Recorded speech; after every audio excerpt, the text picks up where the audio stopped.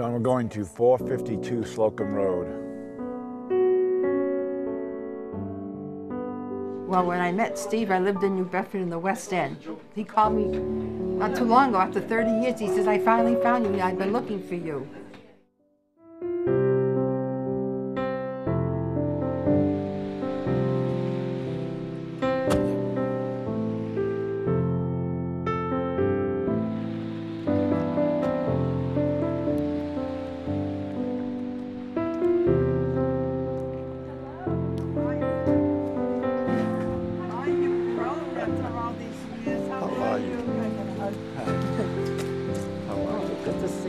Great to see you. These are for you. Oh, gee, thank you. What a day. Can we have this happen every day? I didn't think I was ever going to meet you.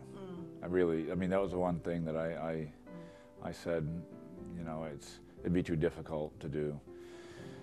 So it, you know, completely surprised me. The book that I really love was Watership Down, though. And I didn't know if you had brought that to me deliberately, but it mirrored actually what I was going through, and I knew that at the time. So, you know, what the rabbits did in Watership Down was they fought back every single way that they could while they were still trying to find home. So I said, well, that's, you know, that's what I'm going to do. Yeah. But I remember all the details. That's all. I would help anybody if I could. Yeah. Well, where did that come from? I was always curious to know. My parents were that way too. Oh, were they? Yeah. Now, where were your parents from? Turkey.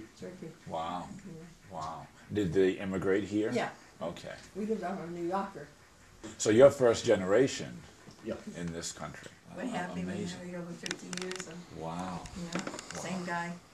Still my best friend. I work with him 24 hours a day together. We work together. At that age,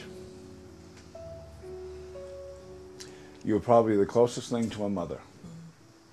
I remembered how you looked at me all the time.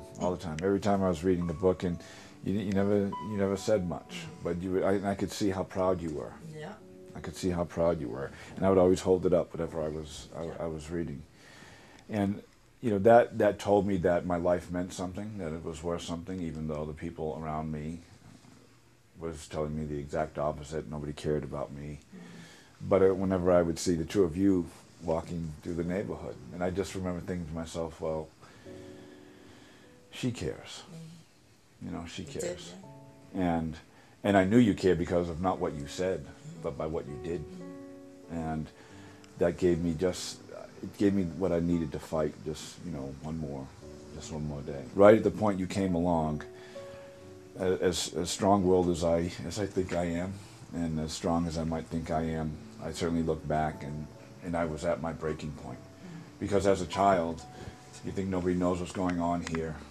No one's helping you. No one's concerned your parents aren't here. So it wasn't just the books and the vision they gave me, it was just anybody doing something, you know, like that, and how magical, you know, that was. It just gives you a sense of the power of that kindness.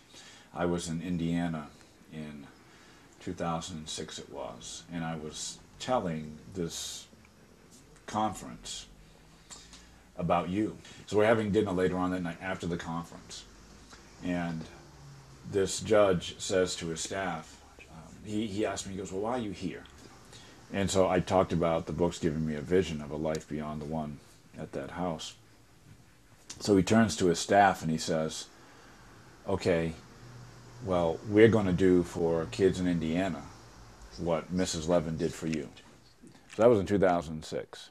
And here now in 2012, it has resulted in donations of 750,000 books that are going to kids in the state of Indiana because I told that story about you stopping to give me books. Now, if someone had asked me, and then people often do, would I travel this path all over again? And I absolutely would, because I wouldn't have Tanya, and I wouldn't have, you know, and the same is true for you, right? Whatever sacrifices you made, you'd make them again, because look at what you have. And you've given me, and you continue to give me lessons of. Well, I can see both of you are wonderful parents. Yeah. You've got a good team. Well, you were my first example of that. Right, I'm glad. You were my very first example. So. Best day of my life. She's everything I thought she was. You know, her humility and her modesty. I mean, truly extraordinary, extraordinary people.